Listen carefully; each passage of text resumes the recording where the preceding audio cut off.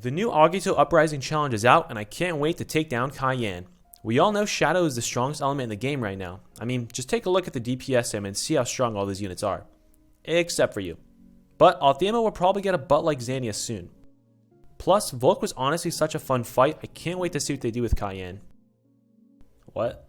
It's over already? It hasn't even been 2 minutes. Maybe that was just a fluke. Let me try this one more. Oh, okay. So Cayenne is a pretty easy fight. And now Cygames wants Agito to be easier than High Dragons. Well, this isn't how I pictured Agito to progress. I mean, it's a challenge that comes after High Dragons, so why would they be easier? Cygames made the Chimera weapons as a middle tier between core weapons and High Dragon Trial weapons.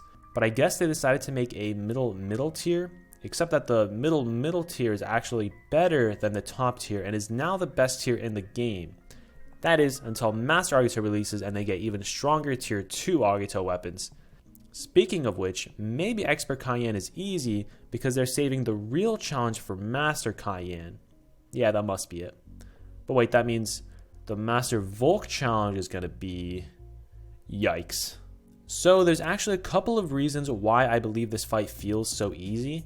First, even though the old man has 9.5 million HP comparatively to High Mercury's 6.2 million HP, the Shadow element is just too strong. Plus an ability Cayenne has, but I'll get to that a little bit later. One big reason why Shadow is so strong is because of Poison. Couple this with the addition of the new Mana Spiral units, excluding the 3 stars, which should be coming soon. They deal way too much damage way too fast.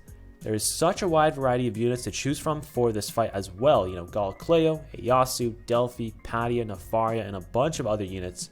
Speaking of which, that's actually one of the things I really enjoy about these Agito fights, how there's a wide variety of units to choose from, and all the team compositions are viable. Second, you can actually skip taking pretty much all damage in this fight because of how strong these units are.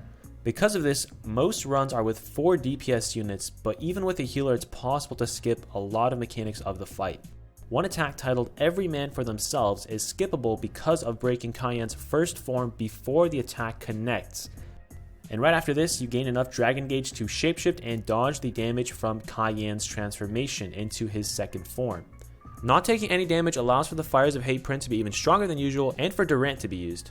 The third reason why I believe this fight feels pretty easy is that you really don't need to bring any blind res units. Blind is usually afflicted by the red zones when Cayenne puts up his shield and the red zones shortly after that. And because of this, you can completely avoid getting blinded even with a para-res unit.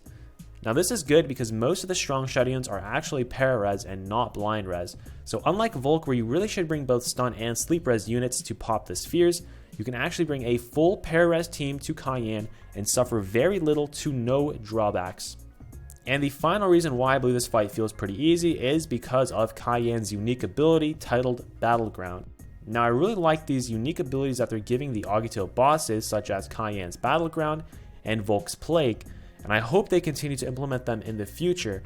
However, this one just seems way too one-sided in our favor. So the Battleground kicks off as soon as the fight begins, and what the Battleground does is it's an area zone around Cayenne, and inside this zone, Cayenne deals 50% more damage to your adventurers. But your adventurers do double damage to Cayenne. This ability feels like it's Cayenne stealing a baby's ice cream and then coming right back and buying the whole ice cream truck for the baby. There's no reason not to spend as much time as possible inside the zone to maximize DPS uptime, even as a ranged unit. To sum up this ability, inside the Battleground, it's do or die, but it's mostly Cayenne doing the dying. There's a couple other mechanics to this fight that I think is actually really cool, like the weak point making a return, but this time he holds one member of your team hostage and the rest of you 3 have to break them out. This is probably one of the only parts of the fight where you actually need to be on point with your team's DPS. Another cool mechanic is the double fence drop that happens in phase 1, but this is usually around the time the old man changes form, so you don't really get to see its full effect very often. There's also a part where he just picks you up and throws you across the map, which is not very nice of him, but again, it's a pretty cool mechanic to the fight. All in all, lots of cool mechanics that I hope the dev team can either implement or improve upon for future fights. It feels as though this fight was mainly just here to hand out 6-star weapons to players to take down High Jupiter. We all know the High Jupiter meta has been mainly Galacleo until very recently with the new poison buffs, so this was likely their way of trying to change that meta. Cayenne is a really cool fight that just seems to be a little too easy. It leaves me wanting a little bit more of a challenge when it comes to these Agito fights. I feel as though the balancing when it came to Volk was much better for the flame element than Cayenne has been for the shadow element. The newest endgame content already getting cleared in under a minute just feels a little underwhelming. And this has been Cayenne in a nutshell.